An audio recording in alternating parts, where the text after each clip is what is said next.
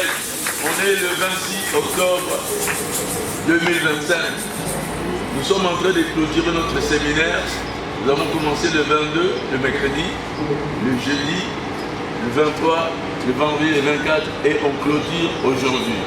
Il peut dire Amen. Est-ce qu'il y a une personne que le Seigneur a fait du bien?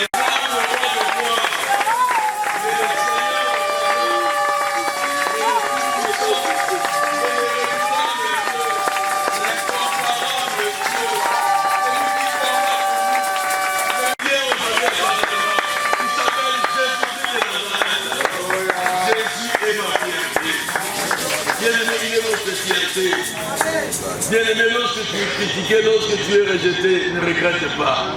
Mais ta fierté va te justifier. Il dit, Oya, bien-aimé, le Seigneur est en train de te faire du bien. C'est en ce dimanche de fête, bien-aimé, nous clôturons. C'est une fête pour nous, parce que Dieu a commencé à faire du bien et il va faire encore du bien ce matin.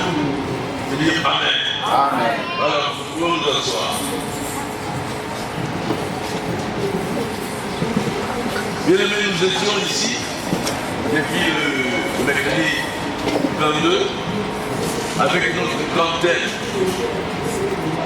l'œuvre de la croix, le mystère de la vie. On a lu un texte de base, c'est Isaïe 53. La Bible dit qui a cru à ce qu'il nous est annoncé, qui a reconnu le pas de l'Éternel. S'est élevé devant lui comme une feuille de thon, comme un rejeton qui sort d'une desséchée, d'une terre desséchée. Il avait ni beauté ni éclat pour attirer nos regards. Son nation avait dit rien à nous plaire. Méprisé, abandonné des hommes, homme de douleur, habitué à la souffrance, semblable à celui dont on désire le visage. Nous l'avons dit. Et pourtant, c'est nos péchés, c'est nos souffrances qui s'échappent. Il a pris nos maladies, nos infirmités. La Bible dit par ses meurtrissures, nous sommes guéris. Donc nous sommes en train de parler de l'œuvre de la croix. Mais un chrétien, si sa vie n'est pas basée sur l'œuvre de la croix, c'est fini. Paul disait, si je n'ai pas de prédication, il dit, nous prêchons Christ crucifié. Scandale pour les Juifs, folie pour ceux qui périssent, mais une puissance de Dieu pour ceux qui sont sauvés. L'œuvre de la croix, c'est notre puissance. Voilà pourquoi on a séparé en trois parties. La première partie, on avait parlé avant que Jésus monte à la croix. L'innocent s'est fait condamner.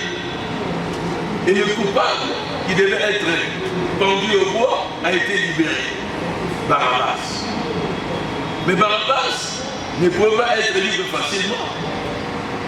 On avait parlé le mercredi qu'il y a eu un transfert. Jésus avait un manteau rouge et Bartimée avait un manteau de bandit. De tous les péchés du monde étaient sur le dos de Barabbas. Parce que Barabbas, c'était l'ennemi numéro 1. Il ne pouvait jamais être libéré. Mais c'était physiquement, Jésus a pris sa place. Mais spirituellement, il y a eu un transfert de manteau. Il veut dire Amen. Donc cela veut dire que Jésus lui a donné le manteau rouge, le manteau de sanctification. Il a obtenu la grâce, il a obtenu la liberté et il a obtenu la paix. Et Jésus est monté sur le manteau. C'est-à-dire la force du diable était sur ce manteau-là. Donc le fait que Jésus puisse être crucifié, c'était la force de Satan. Il veut dire Amen. Le deuxième jour, on a parlé, proprement dit, lorsque Jésus était crucifié. Un innocent a été crucifié. On a vu que de 9h jusqu'à 12h, de 9h, je crois, 7h, à 9h, pendant 3 heures, il y a eu l'obscurité. Il y a eu des choses qui devaient être faites. La Bible dit Jésus a vaincu le diable. Il a dépouillé les autorités, il les a livrés plus loin dans le spectacle en profondeur à la croix. Donc lorsqu'il y a eu obscurité, parce que le monde des ténèbres travaille dans le noir, il fallait qu'il y ait, le monde puisse s'obscurer pendant 3 heures pour que Jésus travaille. Ça c'était pour le deuxième jour. Le troisième jour, on a parlé Jésus dans les tombeaux. Il veut dire Amen. Nous avons vu que les diables avaient dit à Jésus, si tu es le Fils de Dieu, ordonne que ces pierres deviennent de pain. dans ta mission, le diable va t'attaquer. Or, la mission de Jésus était de donner son corps comme du pain. Voilà pourquoi il faut être prudent. Et il a amené Jésus, il dit, il est écrit sur toi, jette-toi, les anges de Dieu vont défendre. Jésus a répondu, on n'étend pas l'éternel ton Dieu. Et troisièmement, le diable dit, viens, je te donne le pouvoir, je te donne tout de tous ces royaumes si tu t'es prostré devant moi. Jésus a dit, tu n'adoreras que l'éternel ton Dieu. Donc, en quelque sorte, que toi tu es une créature, on ne peut pas t'adorer. Mais lorsque Jésus était dans le tombeau, Jésus, il s'est séparé de son corps. Or, Jésus, il est plus dans le tombeau, il redevient Dieu. Jésus sur la terre, c'était fils de Dieu. Voilà pourquoi il était descendu dans les lieux inférieurs. Lorsque le diable l'a vu, il s'est concerné. Il y a le Créateur qui m'a suivi jusqu'ici. Il s'est concerné et Jésus a récupéré la clé des morts et des séjours des morts. Vous savez, lorsque Pierre a dit, tu es le Christ, le Fils de Dieu très haut. Jésus a dit, je te donnerai la clé. Je te donnerai. Lorsque Jésus est ressuscité, il a laissé la clé à l'Église. Bien aimé, je vais te dire une chose. Si les portes sont fermées, les hommes de Dieu sont capables d'ouvrir les portes. Parce qu'un homme de Dieu mandaté a le pouvoir. Il y a homme de Dieu et homme de Dieu. Je ne parle pas de celui qui a fait la théologie, il devient pasteur. Je ne parle pas de celui qui s'est prêché, il devient pasteur. Je te parle d'un homme de l'Éternel. Une personne dont Dieu a fait l'alliance avec lui. Ce n'est pas une personne qui fait l'alliance avec Dieu. C'est le plus fort qui fait l'alliance avec le Père.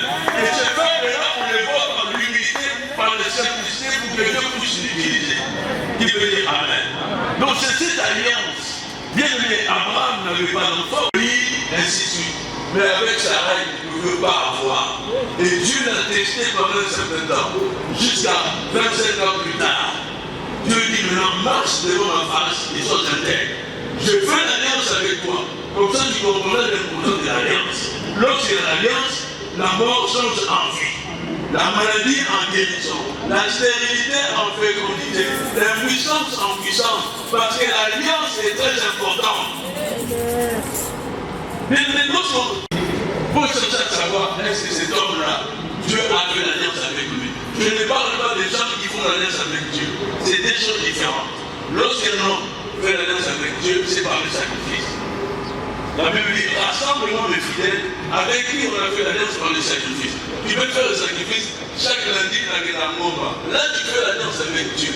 Mais en ce qui concerne le ministère, c'est le plus fort qui fait l'alliance avec le Père. Lorsque le plus fort, l'Éternel que j'ai appelé, il fait l'alliance avec un serviteur, bien aimé, le miracle est possible. La Bible dit qu'il est le même hier, aujourd'hui et éternellement. Je te parle de l'homme qui a été pendu au bois, qui a été humilié, qui a été rejeté. Ils disent que ce n'est pas le Fils qui était monté à la croix. Le Père l'a épargné. C'est une confusion.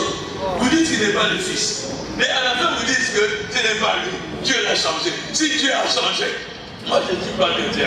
Parce que je sais qu'à la croix, c'est le Seigneur de gloire qui était bien aimé. Le diable regrette. Lorsqu'on parle de l'œuvre de la croix, le diable regrette. Parce qu'il n'a pas eu l'intelligence. Les hommes les plus riches, les forts, n'ont pas eu l'intelligence parce qu'ils ne savaient pas que celui qui était en train d'être crucifié, c'était le roi de gloire. En fait, Jésus est venu accomplir la mission de son Père. Pourquoi? Jésus a dit, je ne suis pas venu abolir la loi, ni les prophètes, mais l'accomplir. La loi de Dieu existe toujours. Il ne faut pas qu'on me dise que nous sommes sous la grâce. La loi c'est fini. Non. Pour qu'on parle de la grâce, il faut qu'il y ait la loi. Si une personne n'est pas condamnée, il ne peut jamais être grâcé. Pour qu'une personne puisse être condamnée, il a commis des fautes. Nous, nous étions fautifs. Il peut dire Amen. Jésus est venu nous libérer. La loi existe toujours. La loi de Dieu est ignare. Dieu lui-même, le Père, n'a pas pu nous sauver. Parce que c'était facile pour Dieu, il pouvait changer sa loi pour que nous soyons libres. Le diable savait que Dieu ne pouvait pas changer sa loi. Il peut dire Amen. Le diable savait que l'homme que Dieu a créé, nous tous, nous irons à l'enfer. Mais il a oublié la cartouche de Dieu. Jésus de Nazareth, il est descendu comme un homme faible. rejeté, un homme critiqué, un homme abandonné. Mais cet homme-là, il a fait des choses extraordinaires. Il a pris tes péchés, il a pris ta mort. En réalité, si le monde de ténèbres cherche ta mort, je lui apparais. Je paierai pour lui. Puisqu'il a payé pour toi, tu dois être libre. Puisqu'il a payé pour toi, tu dois te marier. Tu dois avoir des enfants. Les enfants doivent prospérer. Parce que Jésus a vaincu toute puissance de l'homme des ténèbres. Bien aimé, le monde des ténèbres ne rigole pas. Le monde des ténèbres ne rigole pas. Bien aimé, dans nos lignées, les ancêtres ont pacté. Nous étions vendus, la Bible dit, vous étiez vendus gratuitement. Ce n'est pas au prix d'argent. Bien aimé, même si tu as des milliards, tu donnes aux gens du monde des ténèbres. Laissez-moi libre. Tu te trompes. Avec l'argent, tu ne peux pas te racheter. Mais il y a un homme qui m'a racheté. Avec son sang. Il y a rien de son sang. Le premier miracle égale au dernier miracle. Parce que Marie a dit, écoute, faites ce qu'il vous dira. On dit vin. Il dit, donnez-moi les vases. On l'amène 6 vases. Il les transforme en quoi? En vin. Et pourtant Jésus a dit à Marie, mais femme, qui est-il entre toi et moi? Mon temps n'est pas arrivé pour faire ces choses. Jésus parlait les derniers jours. Lorsqu'il était à la croix, mais il y avait 3 personnes. Il y avait, non pardon, 3 personnes qui devaient casser les gens. On cache sur le premier, on saute sur Jésus-Christ. Il y a une confusion. Bien aimé, il y a une différence entre ceux qui voient et ceux qui ne voient pas. Parce qu'il y a des gens qui sont en train de voir des choses que moi je ne vois pas, que toi tu ne vois pas. Donc il y a une différence. Les 2 personnes, ils ont sauté Jésus, ils sont partis à la 3e personne. Bien aimé, les ennemis vont te sauter. Parce qu'à un moment donné, ils vont se sauter. Ils étaient 2 là. Il y a un qui dit, mais oh, je vois le ciel, il n'y a pas de chair. L'autre dit, non, mais non, il voit rien, il y a la chair. Pourquoi? En réalité, quand les disciples mangeaient à la table de la Sainte Seine, le corps de Jésus a été mangé. Et Pierre et Paul nous ont laissé aussi une partie pour nous. En réalité, l'homme aussi regarde, mais je vois les autres. L'autre dit non, non, non, je ne vois pas les autres. Il prend l'épée, il perce. Qu'est-ce qui sort tout d'abord? Le sang et l'eau. Or, c'est impossible. Lorsqu'on te plante, l'eau et le sang doivent sortir en même temps. Mais en Jésus, c'est le sang qui est sorti en premier. Au miracle, il a transformé l'eau en vin. Mais ce jour-là, il a commencé par le rouge. Le sang a coulé après l'eau. Cela veut dire que le sang qui t'a libéré, le sang qui nous a racheté, il a payé de sa vie pour que l'eau puisse venir. Or, l'eau la vie. Voilà pourquoi Jésus est venu détruire les œuvres du diable. Donc en réalité, le diable n'a plus de pouvoir sur ta vie. Nous sommes des ignorants. Pendant ce séminaire, vous te dites que tu n'es plus un ignorant. La Bible dit c'est parce que même si nous sommes guéris. En réalité, si tu es malade, c'est souvent des malades incurables que nous avons. Mais si tu es un païen, tu dois mourir. Mais toi, tu ne peux pas mourir. Tu peux dire Amen. Les médecins au travail à l'époque, ils me prennent l'attention 20-10, ils disent non, monsieur, je vais rentrer chez vous. Je rentre chez moi, je pars au travail. Le lendemain au travail, quand je vais au travail, la médecine du travail dit, mais est-ce que vous avez M. Bissara? Oh oui. Allez, renvoyez-le. Il va vous créer des problèmes. Mais il a oublié que moi j'ai Jésus de Nazareth. Cela veut dire que la maladie, la tension n'a pas de poids sur ma vie. Je me suis dit, je ne vais pas malade. Je suis malade. Je vais dire Amen. Mais un jour, j'ai bien mangé. Encore, examen médical. Le sang dans le sang, normalement, ça doit être en dessous les matins. Quand tu manges 1, 2, 1, 3, on me pique, il dit plus de 4. Monsieur, comment est-ce que vous êtes venu? Mais vous ne pouvez pas être là. Donnez-moi votre thème, on doit vous accompagner. Je suis venu tout seul, je rentrerai tout seul. Parce que moi, j'ai un secret, j'ai Jésus de Nazareth. Ce qui fait mal aux païens ne fera pas mal aux chrétiens. Des situations difficiles et compliquées. Bien aimé, Abraham a attendu longtemps. Bien aimé, on ne peut pas te faire du mal, on ne peut pas te tuer. Parce que ta vie dépend du Seigneur Jésus-Christ. Jésus tient ta vie entre tes mains. Qui peut dire Amen. Est-ce qu'une personne peut acclamer pour le roi de roi, le Seigneur des Seigneurs, le Tout-Puissant? Aujourd'hui, nous allons prendre un texte biblique. On va prendre l'Hébreu, chapitre 12, versets 22 à 28.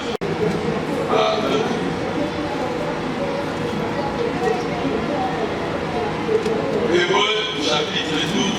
Jérusalem céleste, des myriades qui forment le cœur des anges, et l'assemblée des premiers-nés inscrits dans le ciel, du juge qui est le Dieu de tous, des esprits des justes parvenus à la perfection, de Jésus qui est le médiateur de la nouvelle alliance et du sang de l'aspersion qui parle mieux que celui d'Abel. Gardez-vous de refuser d'attendre celui qui parle, car si ceux-là n'ont pas échappé, qui refusèrent d'entendre celui qui publiait des oracles sur la terre, combien moins échapperons-nous, lui dont la voix alors ébranla la terre, et qui maintenant a fait cette promesse, une fois encore, j'ébranlerai non seulement la terre, mais aussi les cieux. Pour un temps, afin que les choses inébranlables subsistent. C'est pourquoi, réservant un royaume inébranlable, montrons-nous reconnaissance en rendant à Dieu un culte qui lui soit agréable, avec piété et avec crainte, car notre Dieu est aussi en fait dévouant. Amen. Seigneur. Père, bénis cette parole. Merci, Papa, Saint-Esprit, dans ton mot de ma bouche, afin que ce soit toi qui puisses parler à ton peuple les dimanches, dans le nom puissant de Jésus. Amen. On peut s'asseoir. La Bible dit, c'est pourquoi, je parle de verset 28, c'est pourquoi, en recevant un royaume inébranlable, montrons notre reconnaissance en rendant à Dieu un guide qui nous soit agréable avec piété et avec crainte, car notre Dieu est aussi un fait dévorant. Bien aimé, la Bible dit en recevant un royaume inébranlable. On parle des royaumes, on voit dans l'ancien temps, en Afrique il y avait des royaumes. Peut-être aussi en Europe, partout. Un royaume est fait pour étendre son territoire. Un royaume est fait pour gagner des combats. Un royaume est appelé à avancer.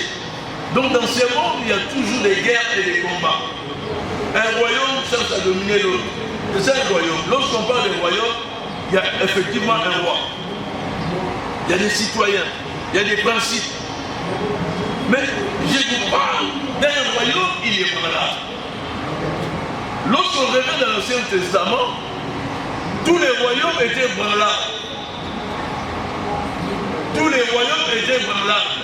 Lorsqu'on parle des royaumes sur cette terre, on voit qu'on donne un culte à un roi. Dans le monde des ténèbres, ils ont leur autel. Et les serviteurs de Dieu aussi dans l'Ancien Testament, ils avaient aussi leur autel. D'un roi à un autre, on changeait. Cela veut dire que lorsqu'un officier devient roi, on renverse tous les autels de Dieu. On remplace par les autels des Baal. Et pendant un certain temps, lorsqu'un roi, un autre roi revient, si c'est un vrai serviteur éternel qui se fait, il renverse les autels des Baal et il met l'autel de Dieu. Qui veut dire Amen. Gédéon aussi, il avait un problème, il dit, mais moi je suis un enfant. Mais Seigneur, où es-tu? Les dieux qu'on a parlé, les dieux qui a fait des prodiges et des miracles. Dieu l'appelle vaillant héros. Va te battre et tu auras la victoire. Il dit, mais moi, voyez, mais moi je suis le plus petit. Gédéon dit, mais si Dieu est avec nous, pourquoi tous ces combats? Mais Dieu a dit, mais est-ce que je suis avec toi? Je suis avec toi. Bien aimé, Dieu est avec toi. Ne cherche pas que Dieu soit avec ta famille. Tu ne connais pas ta famille. Dieu cherche une personne pour utiliser pour la délivrance, pour l'élévation d'une famille. J'ai dit que c'est toi qui es le chien de moi. Gédéon ne savait pas toutes ces choses-là. Il commence à offrir à Dieu une offrande. Dieu lui dit, avant de bâtir un hôtel pour moi, tu dois tout d'abord renverser l'hôtel des balles de ton père. Il peut dire Amen. Voilà pourquoi le pays ne marchait pas. Parce que dans la maison des Gédéon, son père c'était un serviteur des balles. Et cet hôtel amenait la malédiction. Cet hôtel amenait la pauvreté. Mais eux, ils étaient riches spirituellement. Ils s'en foutaient de ce qui se faisait sur la terre. Mais moi et toi, nous voulons. Ils cherchent la richesse spirituelle. La richesse de la terre, ça vient après. Gédéon, il a renversé l'autel des Baals à son père et il a bâti l'autel de Dieu. C'était la délivrance. Mais là où il n'y a pas l'autel de Dieu, c'est l'échec. Lorsque l'autel des Baals est dans la famille, bien sûr dans la pauvre, il y aura la servitude, il y aura l'esclavagisme. Vous n'allez pas avancer. Donc dans l'Ancien Testament, que ce soit l'autel de Dieu, que ce soit l'autel des Baals, c'était renversable. Ça dépend de celui qui vient comme roi. De dire Amen. Je connais un roi Josaphat, lui c'était l'autel de Dieu. Je connais Akab, c'était l'autel des Baals. Mais je connais un roi qui a failli mourir, Ézéchias. On envoie le prophète Nathan, dis-lui qu'il va mourir. Non, Isaïe plutôt. On envoie le prophète, dis-lui qu'il va mourir. Il laisse les derniers mots. Il peut dire Amen. Mais lui dit, ok, celui-là, le prophète du matin, une coupa, qui prophétise sur la mort, moi je vais mourir. Mais il a laissé Isaïe partir.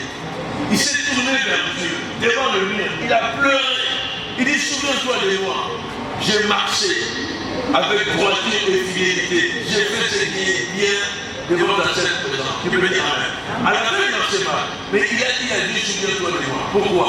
Lorsqu'il est devenu roi, il a renversé tous les hôtels du Baal et il a bâti l'hôtel de Dieu. Premièrement. Deuxièmement, il a rassemblé les Lévites et les sacrificateurs. Ils sont partis aussi faire les gens parce qu'il n'y avait pas d'église et tout ça.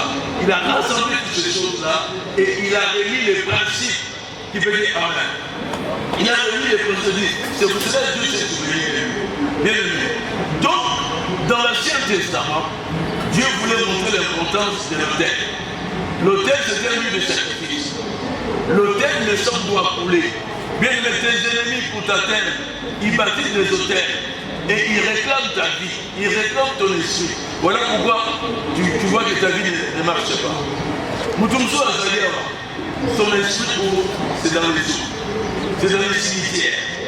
Voilà pourquoi la délivrance est très importante. Il y a d'autres personnes, son oncle, son grand-père, sa grand-mère n'a qu'à qu'il y ait d'autres mariés. Les maris de lui, toutes ces choses-là, c'est pour empêcher que nous puissions nous marier, les femmes de lui. Donc, le Dieu ne rigole pas. C'est un méchant, il est dangereux. Un chrétien doit être prudent et vigilant.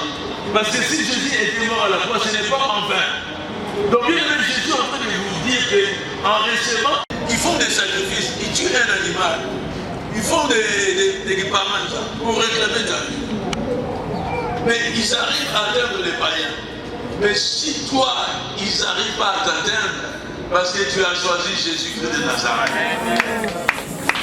Donc, d'un roi à un autre, les hôtels étaient renversables.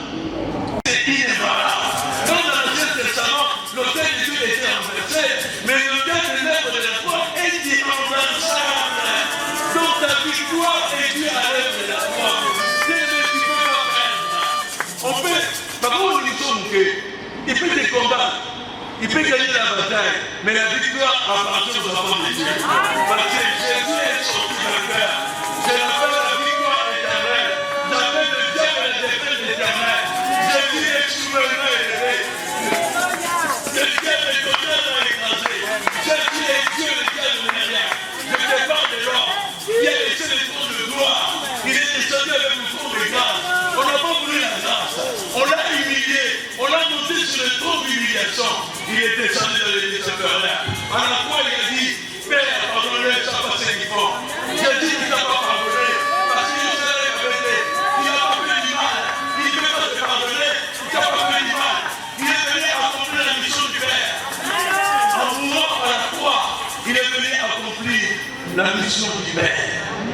un fils obéissant, un fils qui disait toujours, tout ce que j'ai fait, je l'ai vu de mon père. Il parlait toujours de son père. Il n'avait pas besoin de la gloire. Il parlait toujours de son père. Philippe dit, tu nous fatigues, tu parles toujours de ton père. Montre-nous ton père. Et cela est suffisant. Si tu me vois, tu vois le père. Amen. Je suis dans le père et le père est dans le fils. Jésus n'a pas dit que je suis Dieu. Il a dit que j'étais Dieu. On a envoyé des dieux. Un dans le ciel et un sur la terre. Il dit, moi je suis l'envoyé. Mais sauf que le père et moi, nous sommes un. Il a choqué. Parce que le Père est à moi et je suis dans le Père. Je suis venu sur la terre pour donner gloire au Père. Mais un enfant de Dieu ne cherche pas la gloire. La gloire est pour Jésus. Il dit, moi et le Père, nous sommes un. Mais Philippe, si tu me vois, tu vois le Père. Mais sauf que sur la terre, je suis humble. C'est une personne qui s'est passée, inutile. Mais l'autre qui passe, par l'ennemi. Bien aimé, si Jésus, il avait la possibilité de monter au ciel. Vous le savez, non? Un homme, un pécheur, il a obtenu la grâce, Dieu l'a enlevé. Élie, un pécheur, il a obtenu la grâce. Mais le Fils de Dieu, il pouvait monter. Sauf à matin qu'il était monté, ça montait à la croix. Mais il me pleure jusqu'à sa mort. Mais arrête de pleurer, parce que Jésus est monté à la croix. Arrête de pleurer, parce qu'il est monté à la croix. Ta souffrance aujourd'hui, ça va être oublié. Parce qu'il y a une gloire qui arrive dans ta vie, où tu vas rigoler, tu vas être content, tu vas être satisfait, chaque chose en son temps.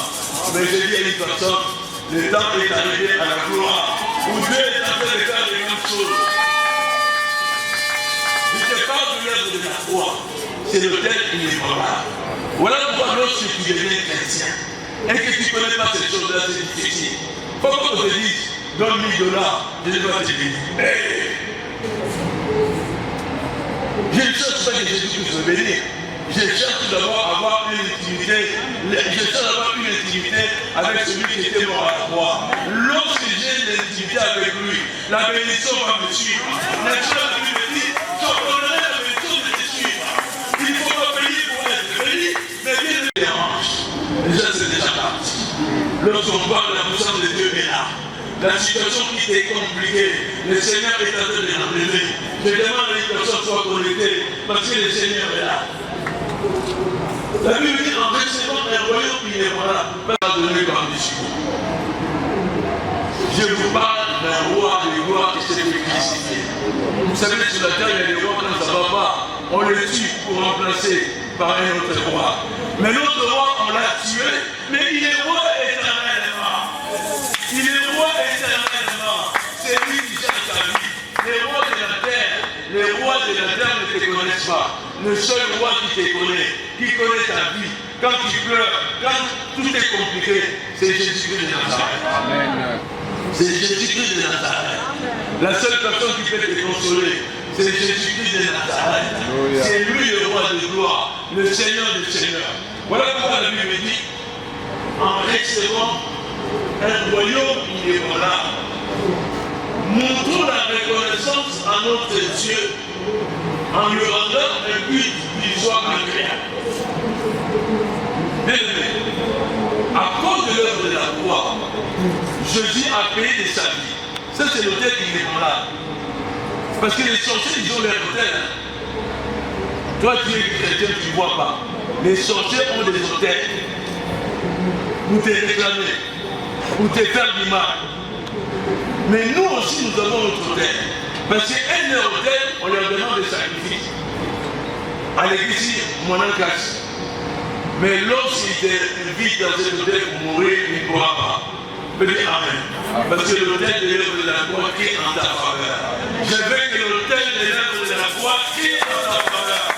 Je veux que l'hôtel de l'œuvre de la croix dise à Mexique. Ce matin, je te dis. C'est ça que je dis en recevant un royaume inébranlable.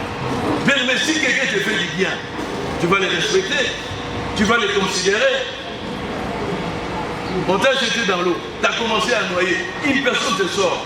Mais à chaque fois, si tu le vois, merci, nous y, c'est grâce à toi, c'est sûr. Mais le Seigneur Jésus a fait plus qu'un homme qui peut faire pour toi. Non seulement il t'a sauvé, il t'amène au ciel. Il dit là où je suis, je te prépare une place, afin que je suis, afin que vous soyez.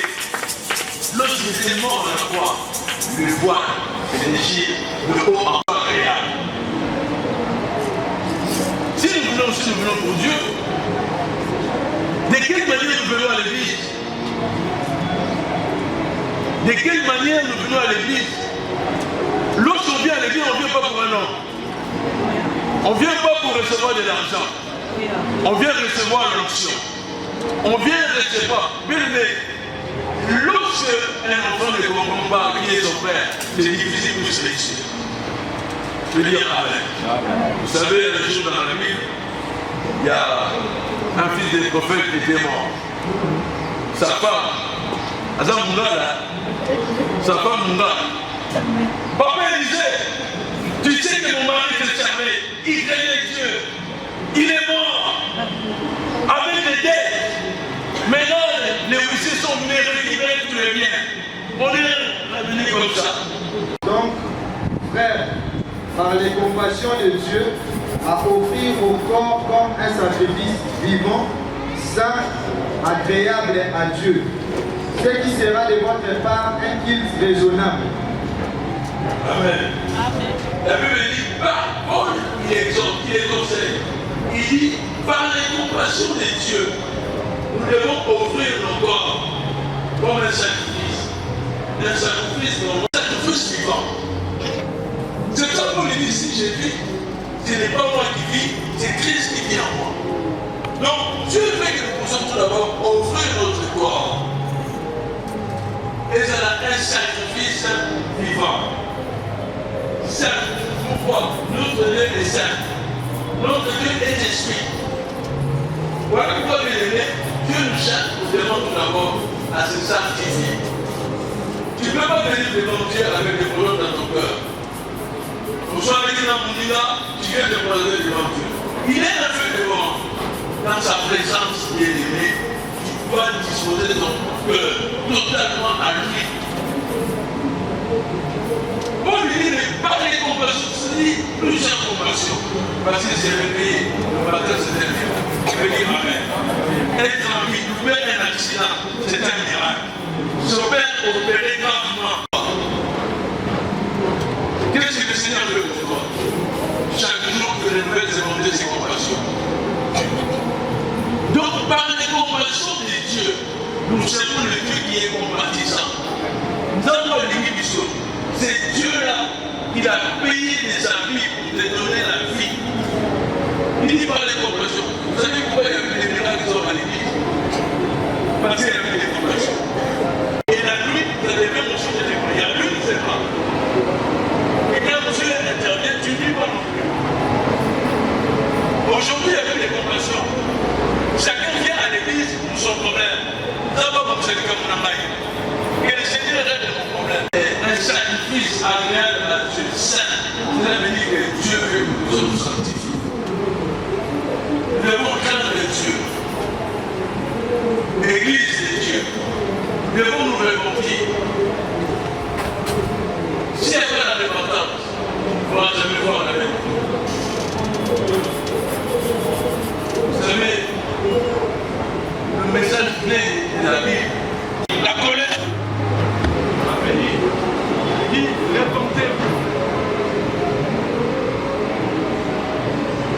Qui vous a appris à fuir. La colère va venir. Vous savez, avec fierté, répentons-nous, car le royaume est là. Bien aimé, le miracle commence par la repentance. Si tu veux que Dieu t'appelle et fasse du bien, tout d'abord, la première chose, c'est la repentance. Si je me répands, l'œuvre de la croix va crier dans ma vie. La repentance, c'est un droit. La repentance, je répète, c'est un droit. Voilà pourquoi un homme de Dieu est censé garder le secret.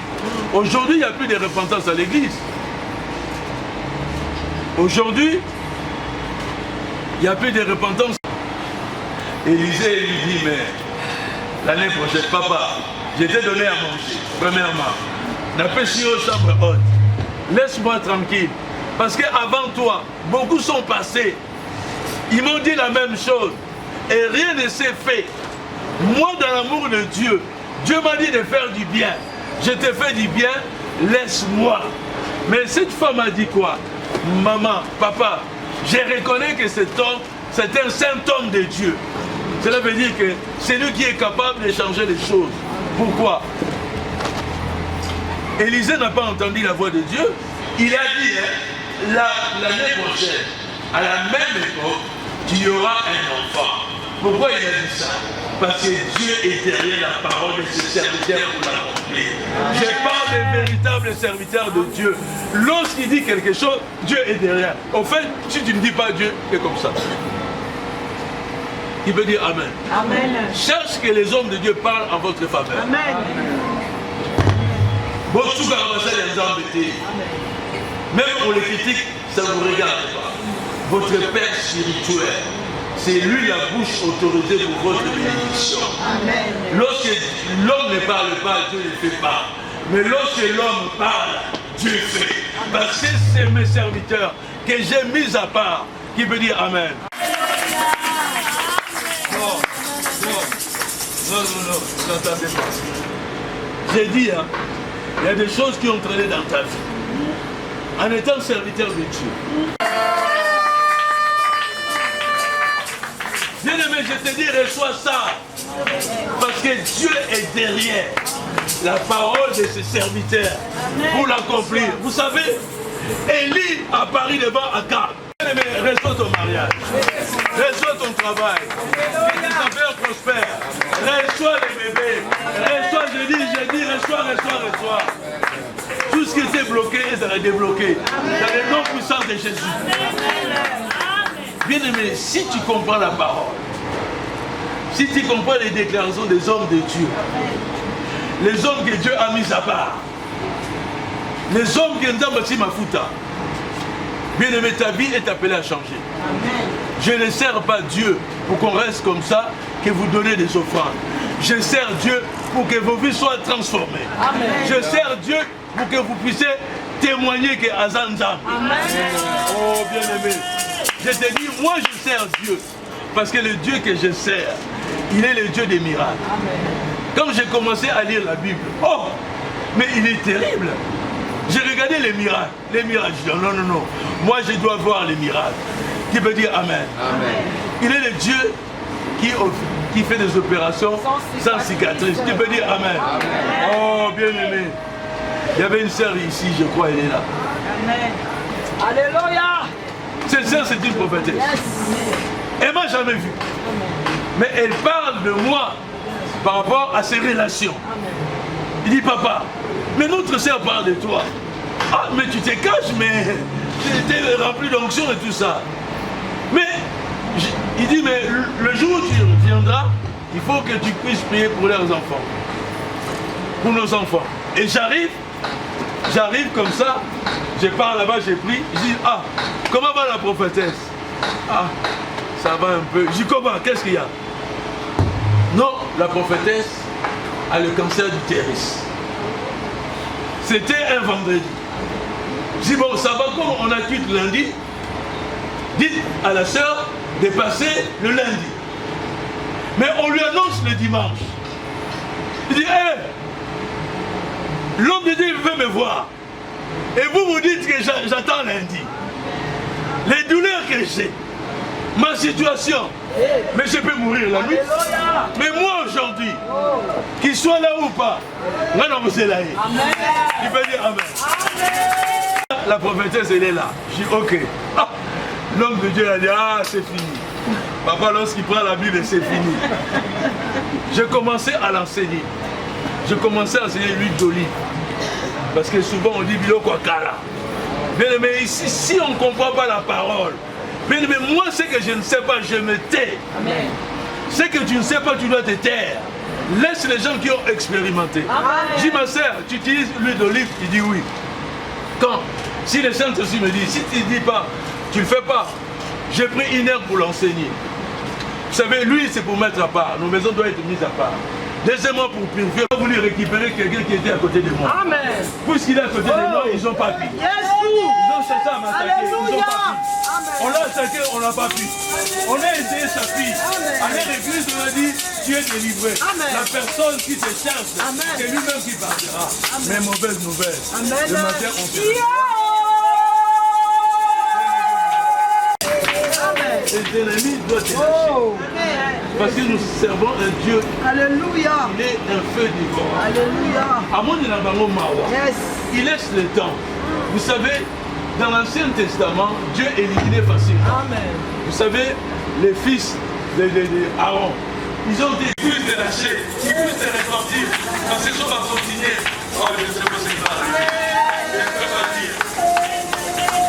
Je ne peux pas dire. Je sais que. Amen. Parce que Jésus-Christ a pris. Amen. Le roi de gloire a pris. Amen. Voilà pourquoi j'ai conclu par ce verset.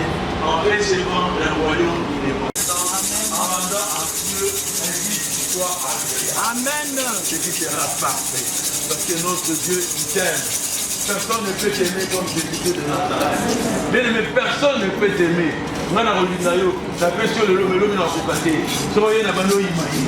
Mais Jésus a une richesse infinie. Lorsqu'il donne, il donne au-delà. Quand de l'amour, l'amour, on peut ma face. Oh, bien aimé. Il y a un homme. Dans ma grille, Abraham, dans ma grille, il a dit, oh, je t'agrée parce que tu es gentil, parce que tu as intercédé. Ça sera grave. Maintenant, mais nous sommes à la tête, qui va me remplacer? Qui va te dire tu vas mourir? Qui te dit que tu vas mourir? Il dit, ta récompense sera grande. Il dit, ah, mais il n'a beau tâter. Comment est-ce que... Oh, Dieu a dit, hein, tu auras une postérité. Amen. Abraham attendait un enfant, Dieu ne parle de la postérité. Amen. Tu attends 100, Dieu te parle de 1000. Amen. Tu attends un enfant, Dieu te parle des enfants. Tu attends un petit enfant, Dieu te parle des petits enfants. Bien-aimé, que tes affaires prospèrent, que tu puisses avancer, que tu puisses témoigner que Dieu est grand, que le Seigneur nous bénisse.